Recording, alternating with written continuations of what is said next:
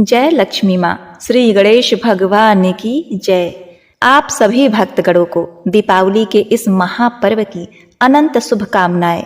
माता लक्ष्मी श्री गणेश भगवान की कृपा से आपके घर में अन्न धन के भंडारे भरें, आप सदा सुखी एवं स्वस्थ रहें। आज आप सुनेंगे दीपावली पूजा में सुनी जाने वाली लक्ष्मी माता की परम प्रिय कथाएं। यदि आपको ये कथाएं पसंद आए तो वीडियो को लाइक जरूर करिएगा। उससे पहले कमेंट में जय लक्ष्मी माता लिखते हुए माता लक्ष्मी का आशीर्वाद प्राप्त करने की कामना करें। इस दिन भगवान श्री राम लंका विजय प्राप्त करके अयोध्या लौटे थे और अयोध्या वासियों ने पूरे नगर में दीप जलाकर दीपोत्सव मनाया और भगवान श्री राम सीता जी का स्वागत किया। तो आइए हम भी लक्ष्मी माता श्री गणेश जी का पूजन करके अपने जीवन के समस्त दुख रूपी अंधकार को दूर करने और माता लक्ष्मी से सुख समृद्धि, परिवार में खुशहाली का आशीर्वाद प्राप्त करें। इस दिन महालक्ष्मी जी की पौराणिक कथाओं और आरती को सुनना पढ़ना आवश्यक है, जिससे पूजा सफल होता है और घर में सुख समृद्धि का आगमन होता है। पूर्व काल की बात है, अनंतपुर नगरी में एक लकड़हारा रहा करता था। उसके 4 बेटे थे। वे सभी बड़े आलसी और निकम्मे थे। उन चारों को उसी गांव के जमींदार के यहाँ रोज एक एक गट्ठर लकड़ियां देनी पड़ती थी। उसके बदले में उन्हें एक एक सेर अनाज मिलता था। वे अपनी सुविधा से रोज एक सेर चना ले जाते, अपने झोपड़ी में आते, अपने अपने चूल्हे पर चने भूजते और खाकर सो जाते। इस तरह उनके दिन कट रहे थे। एक दिन लकड़हारे के पड़ोसी ने उनसे कहा कि भाई, दीपावली आने वाली है, तुम अपने लड़कों का विवाह क्यों नहीं करते? तुम्हारे घर बहू आएगी तो साफ सफाई करेगी और तुम सबको अच्छा अच्छा भोजन भी प्राप्त होगा। लकड़हारा बोला, अरे भैया, घर में तो खाने का ठिकाना नहीं, लड़के की विवाह कराकर बहू को क्या खिलाऊंगा? बड़े लड़के का विवाह हुए 5 साल बीत गए, किंतु बहू का गौना अभी तक नहीं कराया। पड़ोसी बोला, अरे हाँ भैया, मैं तो भूल ही गया था, तुम्हें अपनी बहू का गौना अवश्य करा लेना चाहिए। लकड़हारा झुझलाकर बोला, अरे उस कलमुही का नाम मत लेना। जिस महीने में लड़के का विवाह हुआ और बहू मेरे घर आई, तभी मेरी घरवाली चल बसी। अब मैं उसे यहाँ बुलाकर घर का सत्यानाश नहीं कर पाऊंगा। पड़ोसी ने समझाया कि भाई, मरने जीने पर मनुष्य का क्या वश, तुम्हें बहू को अवश्य बुलाना चाहिए। वह घर की लक्ष्मी है। यदि घर में घर की बहू ना हो तो माता लक्ष्मी उल्टे पांव वापस चली जाती हैं। इस तरह और लोगों ने भी लकड़हारे को बहू का गौना कराने को कहा। आखिरकार उसने अपने बड़े लड़के को बहू को लिवा लाने के लिए भेजा। लड़का बहू को घर ले आया। बहू जब घर में आई तो उसने देखा कि घर के स्थान पर एक टूटी फूटी झोपड़ी खड़ी है। झोपड़ी में 5 चूल्हे हैं। घर ने कभी भी झाड़ू का मुंह नहीं देखा था। कहीं चने के छिलके दिख रहे हैं तो कहीं पर कूड़े कटकर का ढेर लगा था। घर की दशा को देखकर दुल्हन को रोना आ गया। यहाँ तक कि घर के चारपाई भी टूटे थे, बिस्तर भी अत्यधिक गंदे थे। घर की यह दशा देखकर वह माथे पर हाथ रखकर बैठ गई और उसने अपने भाग्य को कोसा। फिर अपने आप को संभाल कर उठी और तुरंत ही काम में जुट गई। उसने एक चूल्हे को छोड़कर सारे चूल्हे तोड़ दिए, घर की सफाई की। शाम को लकड़हारा अपने लड़कों के साथ घर आया। उसने घर साफ सुथरा देखा तो उसका मन खुश हो गया। जब लड़कों को अपने अपने चूल्हे दिखाई नहीं दिए तो वे बिगड़ गए। एक क्रोधित होकर बोला, यह तो आते ही घर का सत्यानाश करने लगी है। अब एक चूल्हे पर इतने चने कैसे भुनेंगे? भूख के मारे हमारे दम निकले जा रहे हैं। नई दुल्हन सब कुछ सुन रही थी। उसने एक लोटे में हाथ पैर धोने के लिए पानी दिया और बैठने के लिए एक चटाई बिछा दी। जाड़े के दिन थे, अतः उन सबके हाथ पैर तापने के लिए आग जला दी। फिर वह ससुर से बोली, आप लोग हाथ पैर धो लीजिए, तब तक मैं खाना बनाकर लाती हूँ। यह कहकर वह चने लेकर पड़ोसन के यहाँ गई। उसने सारे चनों को चक्की में पीस दिया और आधे आटे की रोटियां बना ली और आधा बचा लिया। वर्षों के बाद इन लोगों को ऐसा स्वादिष्ट भोजन मिला था। रोटियां बहुत थीं, सबने खूब खाई। अब तो बूढ़ा लकड़हारा और उसके बेटे बहू की चतुराई पर बहुत प्रसन्न हो गए। सुबह होते ही सभी लकड़हारे लकड़ियां लेने जंगल की ओर जाने लगे। बहू ने रात की बची रोटी का एक एक टुकड़ा उनको नाश्ते के लिए दिया। इससे उन लोगों को आश्चर्य हुआ। उन्होंने उस लक्ष्मी जैसी बहू की प्रशंसा की। शाम को जब लकड़हारे घर पहुंचे तब उन्हें रोटी और बेसन की कढ़ी तैयार मिली। यह भोजन बहू ने रात को बचाए आधे आटे से बना लिया था। अब तो हाथ पैर धोकर सभी तुरंत भोजन करने बैठ गए। सभी यह सोचने लगे कि ऐसी चतुर बहू को घर में ना लाकर वे वर्षों से व्यर्थ ही कष्ट उठा रहे थे। अब तीसरे दिन लकड़हारे जंगल को जाने लगे। आप सब लोग थोड़ी थोड़ी लकड़ी अपने घर के लिए भी लाएं। वे अपने लक्ष्मी जैसी बहू की बात टाल नहीं सके। घर में सभी लकड़ी का एक एक छोटा गट्ठर ले आए। अगले दिन इन लकड़ियों को बहू ने पड़ोसन को बेचकर घर में नमक तेल मसाले आदि का इंतजाम कर दिया। बहू रोज मजदूरी के अनाज में से आधा अनाज बचाकर रखती थी। अब दिवाली आने वाली थी तो उसने मिट्टी के छोटे छोटे बर्तन बना दिए और छोटे छोटे दिए भी बनाए। और कार्तिक मास में प्रत्येक दिन उसने छोटे मिट्टी के दिए में तिल के तेल डालकर दिए जलाए। इससे सारी झोपड़ी में रौनक आ गई। बूढ़ा लकड़हारा अब उसे लक्ष्मी बहू और देवर उसे लक्ष्मी भाभी कहते। कुछ महीने बाद बहू ने बूढ़े सास का मजदूरी पर जाना बंद करवा दिया। अपने इकट्ठे किए गए पैसे से एक छोटी सी दुकान खुलवा दी। दुकान चल पड़ी, उससे अच्छी आय होने लगी। अब गांव में उन लोगों की मान प्रतिष्ठा भी बढ़ने लगी।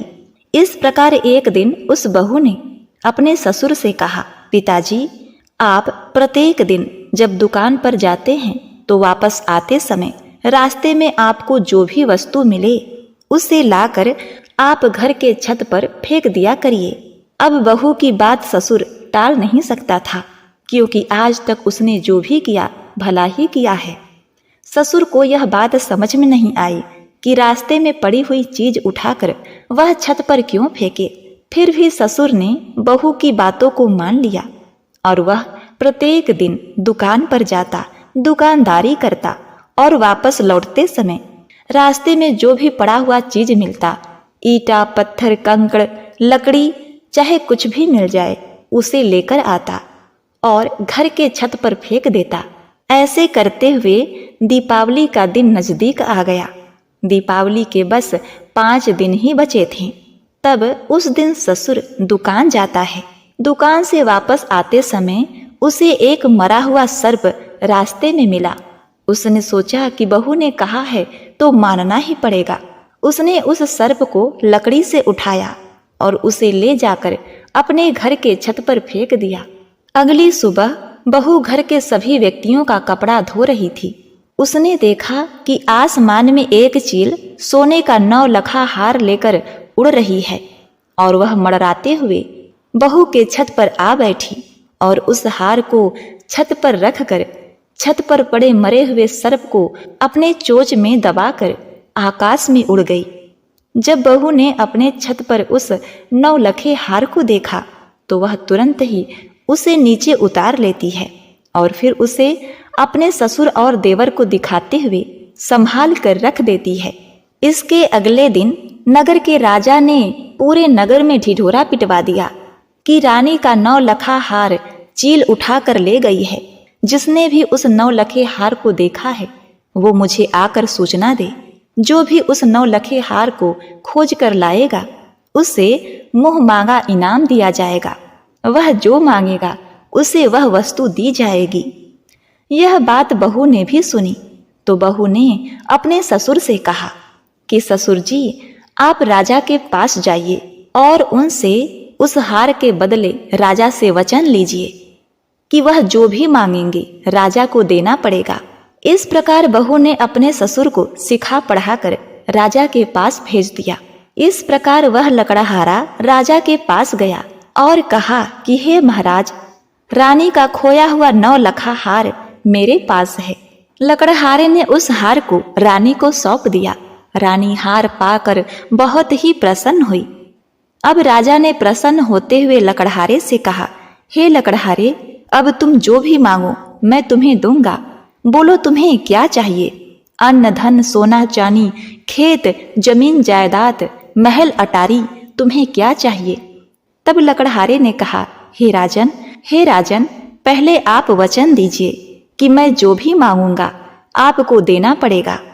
राजा ने कहा, ये भी कोई पूछने वाली बात है? हे लकड़हारे, तुम जो भी मांगोगे मैं तुम्हें दूंगा, मैं वचन देता हूँ। इस प्रकार लकड़हारे ने राजा को वचनबद्ध कर दिया और फिर कहा, आज से 3 दिन बाद दीपावली आने वाली है और मैं चाहता हूँ कि इन 3 दिनों तक धनतेरस, नरक चतुर्दशी और दीपावली तक नगर का कोई भी व्यक्ति रात्रि में अपने घर दिया न जलाए। सिर्फ दिया मेरे घर ही जलेगा और यहाँ तक कि आपके भी घर 3 दिनों तक दिया न जले। रात्रि में सिर्फ और सिर्फ हमारे घर ही दिया जले। लकड़हारे के ये वचन सुनकर राजा को बड़ा ही क्रोध आया, किंतु राजा ने वचन दे दिया था। राजधर्म ये कहता है कि प्राण चले जाए पर वचन न जाए। राजा ने अपने वचन को निभाते हुए उस लकड़हारे को आश्वासन दिया। राजा ने उसकी बात स्वीकार करके कार्तिक कृष्ण त्रयोदशी को सारे शहर में ढिढोरा पिटवा दिया कि इस दिन से लेके अमावस्या तक कोई भी अपने घर में दीपक न जलावे। राजा की आज्ञा मानकर धनतेरस से लेकर अमावस्या की रात्रि तक किसी ने भी दीपक नहीं जलाया और दीपावली की रात पूरे नगर में अंधेरा ही था। जब रात को लक्ष्मी जी नगर में आईं तो देखा कि समस्त नगर में अंधेरा है, मगर एक लकड़हारा का घर खूब सजा हुआ है और दीप मालिका से जगमगा रहा है। लक्ष्मी जी प्रसन्न होकर उस घर में प्रवेश करने लगी। लक्ष्मी जी को अपने घर में प्रवेश करते हुए देखकर लकड़हारे की बहू मार्ग रोक कर खड़ी हो गई और कहने लगी, हे माता लक्ष्मी, आप बड़ी ही चंचल हो, अतः आप हमारे घर में प्रवेश मत करो। तब लक्ष्मी माता ने उत्तर दिया, भगवान के शयन के समय मैं आई हूँ, इस कारण निश्चय ही तुम्हारे घर में निवास करूंगी। तथा इस नगर में किसी के घर भी दीप नहीं जल रहा है। जहाँ अंधेरा रहता है मैं वहाँ कदापि नहीं जाती, इसलिए तुम्हारा यह घर बड़ा ही स्वच्छ, साफ सुथरा और दीपक से जगमगा रहा है, अतः मैं यहीं निवास करूंगी। यह सुनकर लकड़हारे की बहू ने कहा, हे माते, यदि आप इस बात की शपथ लो कि मेरी 3 पीढ़ियों तक इस घर में स्थायी निवास करोगी, तब आप इस घर में प्रवेश कर सकती हो। लक्ष्मी जी ने कहा, यदि तुम विधि पूर्वक मेरा पूजन करती रहोगी तो निश्चित ही मैं तुम्हारे घर में वास करूंगी। लक्ष्मी जी ने कहा, हे ब्राह्मणी, प्रति वर्ष कार्तिक मास की अमावस्या को प्रातः काल स्नान आदि से निवृत्त होकर देवताओं तथा पितरों का पूजन करो। दिन के 3रे प्रहर में श्राद्ध करके ब्राह्मणों को सुंदर पकवानों का भोजन कराओ। प्रदोष समय दीपमाला करो। तुलसी के समीप ब्राह्मण के घर में, देव मंदिर, चौराहे, शमशान तथा गौशाला में अनेक दीप जलाने चाहिए। इस दिन बालक, वृद्ध तथा रोगी के अतिरिक्त अन्य कोई भोजन न करें। सायंकाल स्वास्तिक वचन पूर्वक श्री गणेश कुबेर का पूजन करके संकल्प करो। तत्पश्चात लक्ष्मी जी का पूजन करो। हे कमल पुष्पे, देवी लक्ष्मी मेरे घर में निवास करें। सर्वप्रथम लक्ष्मी जी को आसन दो, फिर पाद, अर्घ, आचमन, स्नान, वस्त्र, धूप, दीप, नैवेद्य, जल, तांबूल, सुपारी, इन सभी वस्तुओं का अर्पण करके नमस्कार करो, दीप जलाओ और समस्त रात्रि भगवान का कीर्तन करो। इस प्रकार कुबेर तथा लक्ष्मी जी का पूजन करके ब्राह्मणों को भोजन कराने के बाद बंधु बांधवों सहित स्वयं भी भोजन करो। माता लक्ष्मी के मुंह से यह वचन और विधि विधान सुनकर वह बहुत धन्य हो गई और उसने माता को प्रणाम किया और माता तत्पश्चात बहू के घर में प्रवेश कर गई और कुटिया के जगह महल अटारी हो गई। घर धान्य धान से परिपूर्ण हो गया। घर में सभी तरफ सोने चांदी हीरे जवाहरत के ढेर लग गए। लक्ष्मी जैसी बहू के वजह से उस घर का भाग उदय हुआ। इस प्रकार लकड़हारा अब सेठ बन गया। मुनियों ने पूछा कि लक्ष्मी पूजन के साथ अन्य देवी देवताओं के पूजन का क्या कारण है। सनद कुमार जी बोले, लक्ष्मी जी समस्त देवी देवताओं के साथ राजा वली के यहाँ बंधक थीं। तब आज ही के दिन भगवान विष्णु ने उन सबको कैद से छुड़ाया था। बंधन मुक्त होते ही सब देवता लक्ष्मी जी के साथ जाकर क्षीर सागर में सो गए। इसलिए अब हमें अपने अपने घरों में उनके शयन का ऐसा प्रबंध करना चाहिए कि वे क्षीर सागर की ओर न जाकर स्वच्छ स्थान और कोमल सैया पाकर यहीं विश्राम करें। जो लोग लक्ष्मी जी के स्वागत की तैयारियां उत्साहपूर्वक करते हैं, उनको छोड़कर वे कभी नहीं जाती। रात्रि के समय श्री लक्ष्मी जी का आवाहन और विधि पूर्वक पूजन करके उन्हें विविध प्रकार के मिष्ठान का नैवेद्य अर्पण करना चाहिए। दीपक को सर्वानिष्ठ निवृत्त हेतु अपने मस्तक पर घुमाकर चौराहे या शमशान में रखना चाहिए। राजा का कर्तव्य है कि नगर में ढिढोरा पिटवाकर दूसरे दिन बालकों को अनेक प्रकार के खेल खेलने की आज्ञा दे। बालक क्या क्या खेल सकते हैं इसका भी पता लगाना चाहिए। यदि वे आग जलाकर खेलें और उसमें ज्वाला प्रकट न हो तो समझना चाहिए कि इस वर्ष भयंकर अकाल पड़ेगा। यदि बालक दुख प्रकट करते हैं तो राजा को दुख तथा सुख प्रकट करने पर सुख होगा। यदि वे आपस में लड़ते तो राजयुद्ध होने की आशंका होगी। बालकों के रोने की अनावृत्ति की संभावना करनी चाहिए। यदि वे घोड़ा बनकर खेलें तो मानना चाहिए कि किसी दूसरे राज्य पर विजय होगी। यदि बालक लिंग पकड़कर किडरा करें तो वे विचार फैलेगा। यदि वे अन्न जल चुराएं तो इसका अर्थ होगा कि राज्य में अकाल पड़ेगा।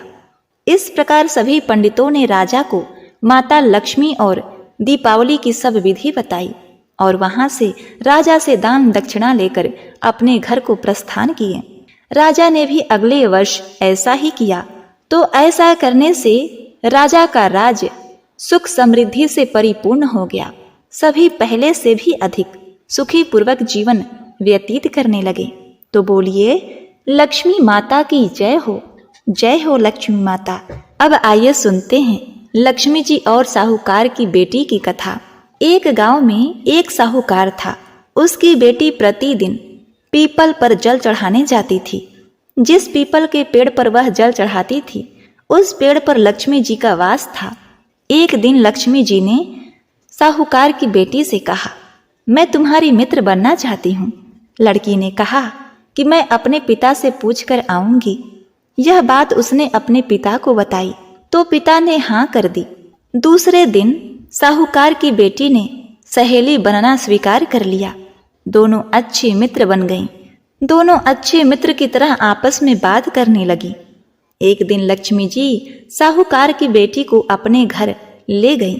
अपने घर में लक्ष्मी जी उसका दिल खोलकर स्वागत किया। उसकी खूब खातिरदारी की। उसे अनेक प्रकार के भोजन परोसे।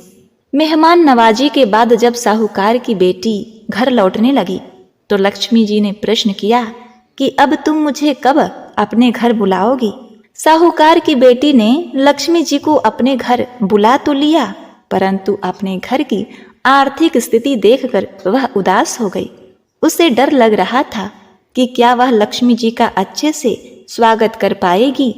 साहूकार ने अपनी बेटी को उदास देखा तो वह समझ गया। उसने अपनी बेटी को समझाया कि तू फौरन मिट्टी से चौका लगाकर साफ सफाई कर, 4 बत्ती मुख वाला दिया जला और लक्ष्मी जी का नाम लेकर बैठ जा। उसी समय एक चील किसी रानी का 9 लखा हार लेकर उसके पास गई। साहूकार की बेटी ने उस हार को बेचकर सोने की चौकी पर अनेक प्रकार की भोजन बनाकर परोस दिया। थोड़ी देर में गणेश जी के साथ माता लक्ष्मी जी उसके घर आ गईं। साहूकार की बेटी ने दोनों की खूब सेवा की। उनकी खातिर से लक्ष्मी जी बहुत प्रसन्न हुई और उनकी कृपा से साहूकार धनवान बन गया। जय लक्ष्मी माता, जय श्री गणेश भगवान।